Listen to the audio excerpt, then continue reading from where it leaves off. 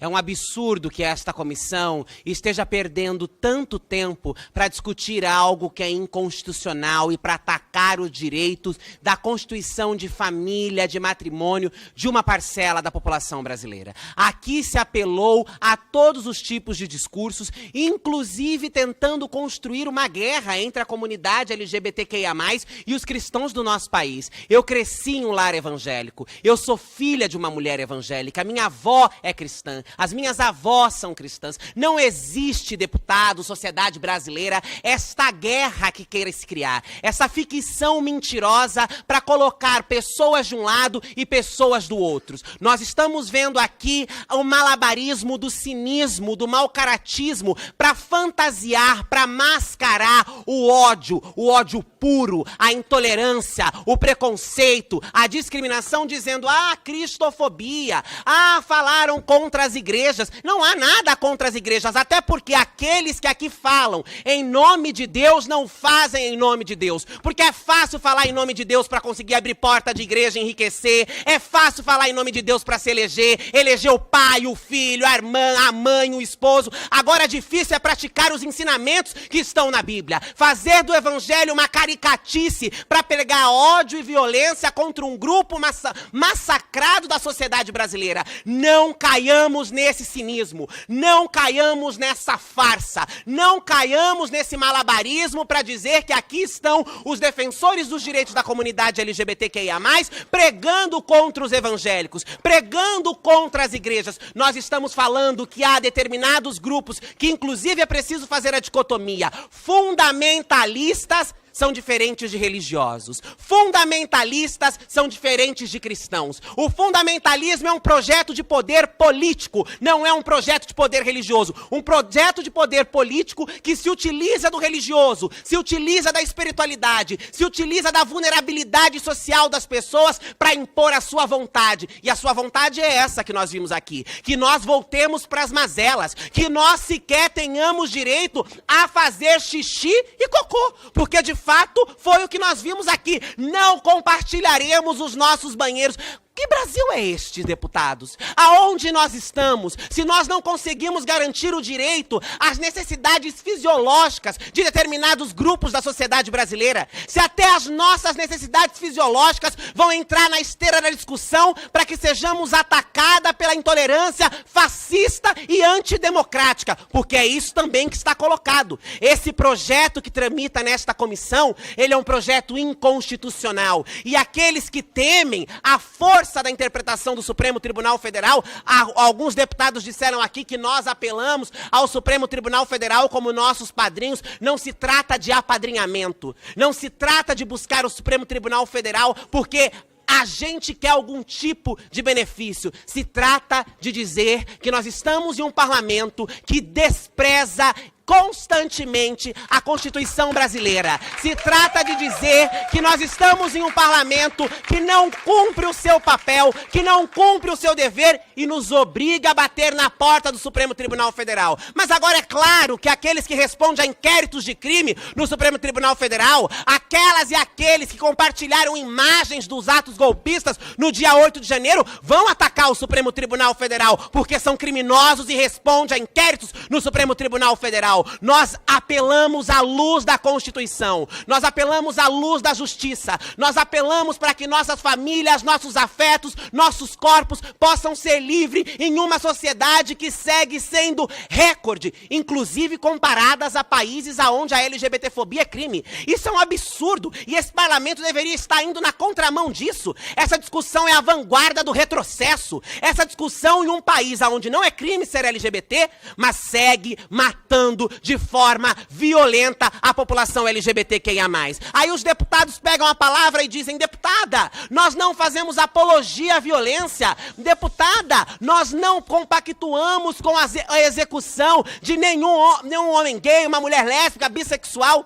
Não posso acreditar que vossas excelências sejam tão burros e ignorantes. Isso para mim é uma farsa, é um teatro, porque não é possível desassociar o discurso da prática.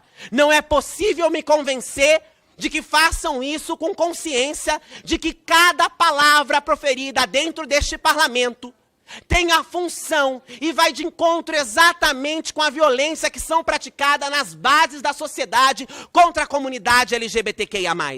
Não dá para acreditar no mau-caratismo, não dá para acreditar no cinismo. A sociedade teve guerras históricas, horrorosas, e as piores delas foram aquelas que foram feitas em nome de Deus. A sociedade já tem exemplos de guerras que foram praticadas em nome de Deus e que extinguiram grupos da sociedade. Não adiantam usar o nome de Deus para tentar eufemizar. Não adianta usar o nome de Deus para tentar mascarar os ódios de vossas excelências.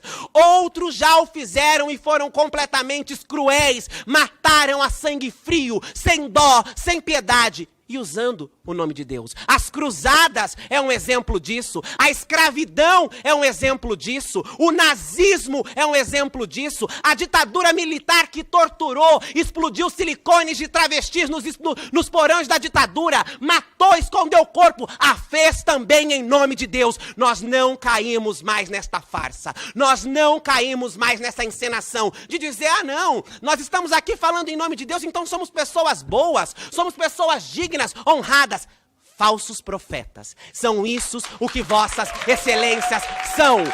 Usam o nome de Deus para pregar ódio, para pregar intolerância. Eu tenho certeza que se Jesus Cristo voltasse hoje, não seriam com vossas excelências que eles se sentariam. Seriam conosco os oprimidos, os humilhados, os amaldiçoados, os apedrejados, aqueles que são expulsos de suas casas pelos simples fatos de serem quem são, aquelas e aqueles que só têm como opção a prostituição, a marginalidade, a violência, por discursos como esses que são utilizados em nome de Deus. Deus deve estar envergonhado de tanta maldade, crueldade e ódio sendo proferado em seu nome. Mas nós estamos aqui para alertar que não existe uma guerra entre cristãos e LGBTQIA+. Não existe uma tentativa de combater igreja, não existe uma perseguição ao evangelho, não existe um ódio a ninguém. O que nós estamos tentando fazer aqui com muito sacrifício e com muita dificuldade é defender os pouquíssimos direitos que temos em uma sociedade que nos pisa todos os dias, constantemente. É lembrar que nós existimos, que nossas vidas importam e que os nossos direitos são inegociáveis. Não nos vencerão pelo cansaço, não nos intimidarão. Nós não recuaremos nem um pé da luta. Disseram, respeite não sei o que, respeite não sei o que lá. E eu digo, respeite a luta histórica do movimento LGBTQIA+. Respeite os nossos passos, respeite as nossas trajetórias que nos trouxeram até aqui, e queiram vossas excelências ou não, terão que nos engolir, porque chegamos aqui para representar a voz e o anseio de milhões de brasileiros que durante todo esse tempo foi esquecido, abandonado, apagada deste parlamento. Em 2023 só, esta casa recebe pela primeira vez na história as suas primeiras parlamentares transexuais e travestis. E a quantidade de horrores que nós já ouvimos aqui, nem um ano de trabalho nós já concluímos. A quantidade de atrocidade que já foram faladas aqui por aqueles que defendem a família, por aqueles que defendem a moral, por aqueles que defendem o bom costume, mas que vivem com a mente perturbada por um fetichismo biológico, sexista, genitalista. É preciso olhar para os desejos de vossas excelências. É preciso se curar com as próprias sexualidades para parar de atacar a sexualidade dos outros. São pessoas tão bem resolvidas, mas vivem na sanha fetichista de reproduzir discursos genitalistas, falam em sexo o tempo inteiro. O tempo inteiro falam em sexo e querem atrelar essa discussão à comunidade LGBTQIA+. Aqui ninguém falou de sexo, ninguém falou de genitália em banheiro, ninguém usou falas de baixo calão, como foram usadas na última sessão. Quem os fez foram senhores de bem. Os mesmos senhores de bens que param nas esquinas de prostituição, os mesmos senhores de bens que gostam de fazer sexos anônimos nos dark rooms de boate. É isso que nós estamos tratando aqui. É desses valores que nós estamos tratando aqui. É falsos moralismos, e nós não permitiremos que a nossa vida, que os nossos direitos, que a nossa garantia à cidadania, porque é disso que estamos falando, como quando falamos do reconhecimento à família, quando falamos do reconhecimento ao matrimônio. E não se trata de igrejas praticar ou não. As igrejas devem ter suas liberdades asseguradas. Ninguém está discutindo se padre, se pastor, se pai de santo, nenhum líder religioso, de qualquer denominação religiosa, terá que praticar algum tipo de cerimônia que não concorde. Aqui, nós estamos falando de direitos civis. Aqui o que deve nos instruir, aqui o que deve nos reger é a Constituição brasileira e não a Bíblia. Não a opinião de pastores, de padres, de ninguém.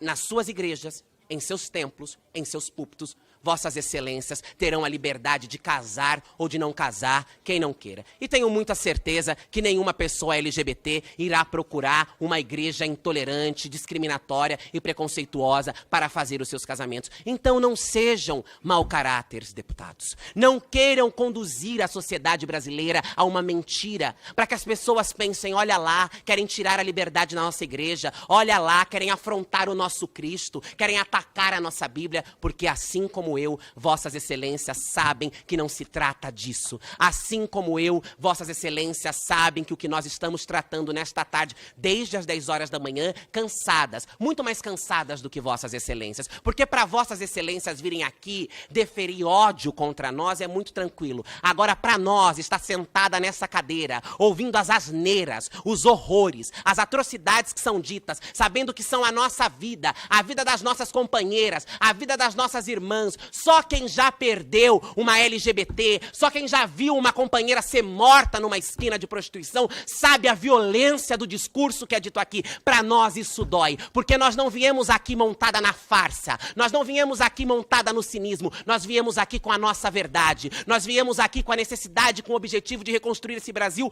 para todo mundo. E cada palavra de ódio que é dita dentro desse plenário atinge diretamente a nossa existência e a nossa vida. Mas isso não vai nos fazer recuar, isso não vai nos intimidar. Nós resistiremos fortemente, até porque estar aqui hoje suportando os horrores que vocês me dizem já é um ato extremo de resistência. Ter sobrevivido a este espaço, ter sido expulsa de minha casa aos 14 anos de idade por minha mãe, que foi cooptada por um discurso como esse, tendo que viver da rua, a prostituição, ter sobrevivido. Eu sou uma sobrevivente do ódio de vossas excelências e ocuparei este lugar para continuar esbravejando, gritando e lutando pelos direitos da minha comunidade. Não abriremos mão de nossa humanidade, não negociaremos os nossos direitos, não abriremos mãos de nossa cidadania. Não adianta fazer malabarismo, não adianta querer dizer que nós somos as que brigam, as que gritam, as que não sei o quê, as que são odiosas.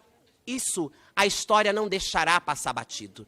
Basta as pessoas analisarem, basta um pingo de cuidado para analisar o que está acontecendo aqui, para que se saiba quem é quem e qual é o papel que cada um está cumprindo. Se os papéis de vossas excelências é continuar aprofundando desigualdade, é continuar aprofundando ódio, miséria, violência, de vez combater os inimigos comuns da sociedade, fiquem à vontade. O nosso papel seguirá sendo denunciar e seguirá sendo dizer que nós queremos viver em uma sociedade que nos respeite. Nós não queremos mais direitos, nós não queremos privilégios, nós queremos viver em paz, nós queremos andar na rua sem ter medo de levar uma lampadada na cara, de ser agredida, de ser estuprada, de ser violentada. Como, por exemplo, o caso de Karen, de 13 anos de idade, uma travesti no Ceará que foi morta, espancada aos 13 anos de idade por ser travesti. Kelly da Silva teve o coração arrancado e sabe o que o seu assassino disse? Sim, sou réu, confesso. Fui tirar o demônio dela.